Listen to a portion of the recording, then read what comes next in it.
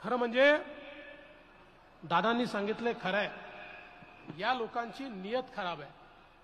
आपल्या सोलापूरचीच आमची एक बहीण काय म्हणाली, ती असं म्हणाली, नेता आहे, मी नाव नाही घेत, ती पण आमची बहीणच आहे, पण ती असं म्हणाली की तुम्ही बहिणींना जे 1500 रुपये देता ही लाच आहे, तुम्ही बहिणींना लाच देऊन विकत घेताय।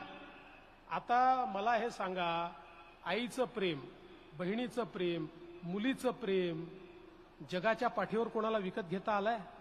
अरे प्रत्यक्ष ब्रह्मदेव उतरला तरी या प्रेमाचं मोल तो करू शकत नाही। जगातली सगळी संपत्ती दिली तरी देखील प्रेम कधी विकत घेता येत नाही। पण जे लोक सोन्याचा चमचा घेऊन जन्माला येतात त्यांना हे कळत नाही। अरे बाबा, तुमच्या घरी मुख्यमंत्री झाले, तुमच्या घरी नेते झाले, पण माझ्या ज्या बहिणी पूर्ण महिनाभर राब राबतात आणि महिन्याच्या शेवटी त्या ठिकाणी हिशोबाची जुळवणी करतात आणि लक्षात येतं की ठरवलेल्या 4 गोष्टी करता येणार नाही, कारण आता आपल्याजवळ पैसे उरले नाही। त्या बहिणींकरता हे 1500 रुपये काय आहेत हे त्या बहिणींना तुम्ही विचारा। सोन्याचा चमचा तोंडात घेऊन आलेल्या माझ्या सोलापूरच्या बहिणीला या बहिणींचं दुःख हे कधीच कळू शकत नाही।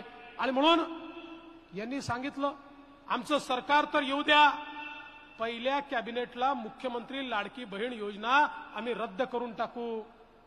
अरे वेड्यांनो, ज्यांच्या मागे एवढ्या बहिणी आहेत सरकार त्यांचंच येणार आहे, तुमचं सरकार येणारच नाहीये। जे बहिणींचे भाऊ आहेत त्यांचंच सरकार या ठिकाणी येणार आहे।